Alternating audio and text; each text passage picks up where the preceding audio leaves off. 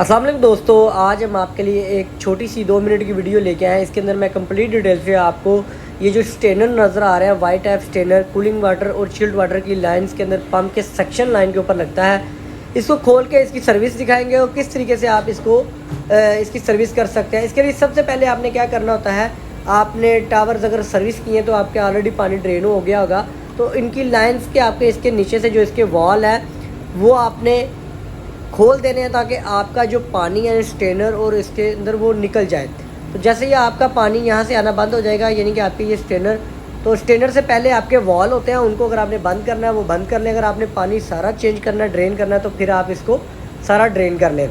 अब उसके बाद आपने इनके जो नट बोल्ट लगे हुए हैं स्टेनर हेड कवर के, इसको आपने खोलना है। तो दोस्तों साथ साथ छोटी सी रिक्वेस्ट है, हमारे इस चैनल को भी सब्सक्राइब कर लें और बेल आइकन के बटन को लाजमी प्रेस करें। HVAC से रिलेटेड हम इस तरह की वीडियोस लेके आते रहते हैं। अब हमारा ये स्टेनर का कवर खुल चुका है। अब मैं आपको इसका स्टेनर अंदर से दिखा देता हूँ और इसको आप सिंपल देख लें कि किस लेवल की अगर इसको बाहर निकालने की ज़रूरत होती है।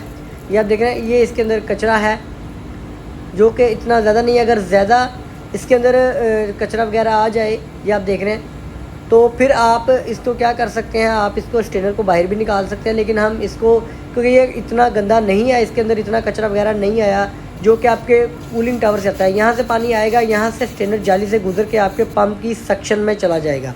तो इसको हमने अच्छी तरीके से वॉश कर लिया। ये आप देख रहे हैं, इसको ग्रीस वगैरह लगा के इसकी गैस किट के ऊपर, क्योंकि ये जो फ्लंच होते हैं इनके अंदर गैस किट रखी जाती है जो कि आपके पानी की लीकेज को रोकती है।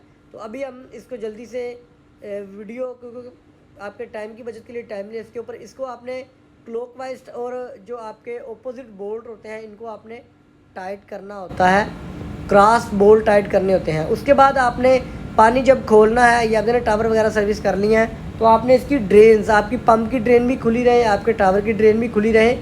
2 से 4 मिनट आप पानी ड्रेन लाइन से ड्रेन कर लें। उसके बाद इसकी ड्रेन को बंद करके आप टावर को पानी भर सकते हैं।